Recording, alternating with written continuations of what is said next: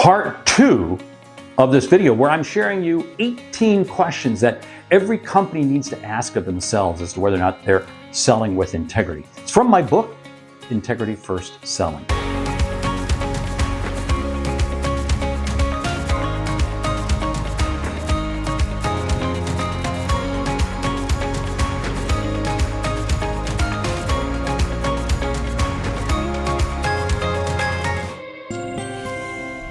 Now, in the previous video, I shared with you questions 1 through 8. What I'm going to do here is I'm going to do 9 through 18 here.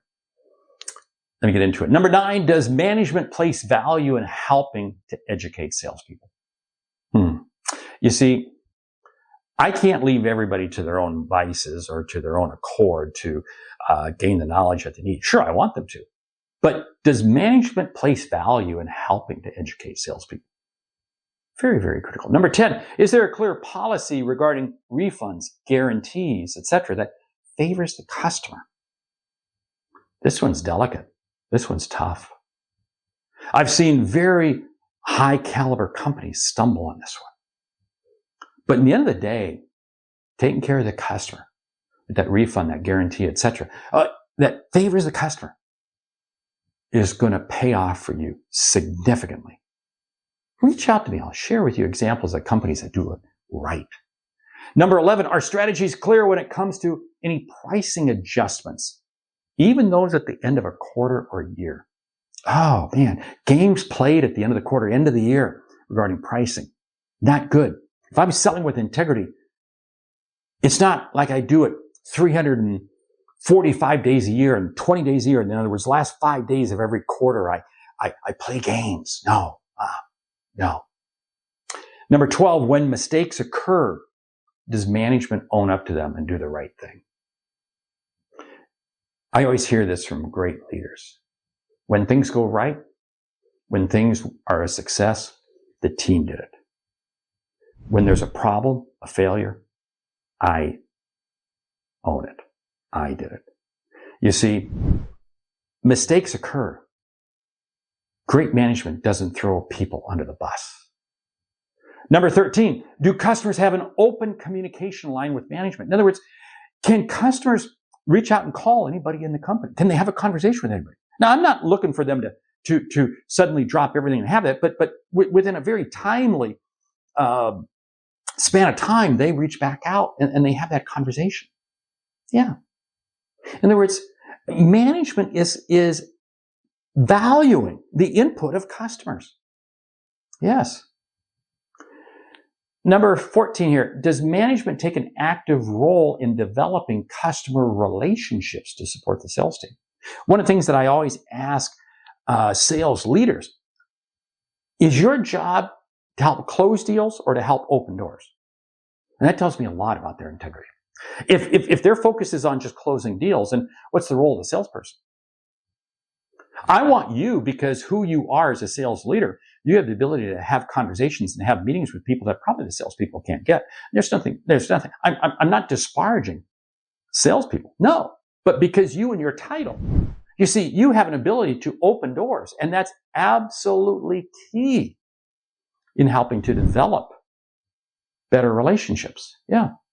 Number 15, is there never a doubt that everything being said is 100% truthful? Including other departments such as marketing, distribution, quality control, supply chain, procurement. 100% truthful. Because let me tell you something. If you have a department that is not adhering to this, it is amazing at how it's going to come out. It's going to show. It will show. You bet it will show. And then customers and vendors are going to doubt the entire company. You can't allow a rogue department to set the tone for who you are as a company. Number 16, does management support the sales team when logistical or quality control issues arise? There are supply chain issues. There are supply chain issues. And does management support the sales team? In other words, if there are cuts being made to orders, does management help take ownership of this in the communication and some of those difficult conversations? Especially when one customer is getting the product and another customer is not. Number 17, if a customer makes a request that falls outside the values of a company or is in any way deemed offensive, is it dealt with immediately by senior management? I remember when I was actively selling on several occasions, I had requests made from customers that were clearly unethical. And my management did not back me up. It's the reason I left the company. Because I'll tell you what, you can't allow customers to have unethical requests. Because what you wind up doing is you attract unethical customers. Yeah, garbage attracts garbage. It's amazing. Garbage attracts flies. Garbage attracts cockroaches. And where there's one, there tends to be many. Number 18, would the answers to any of these 17 previous questions change at the end of the fiscal quarter or year? Tough questions. Tough questions to ask. Tough questions, I should say, to answer. I get it. But you know what I found is when I have gone through this checklist with C-suite people, major companies, it elicits a conversation. And that's what's important. It's a conversation to change behavior. Now, every company's on a journey. It's not like you're going to get to hallowed ground and the sacred place suddenly by just a flip of the switch. But you got to be continuously moving that way. You may be a single solo salesperson.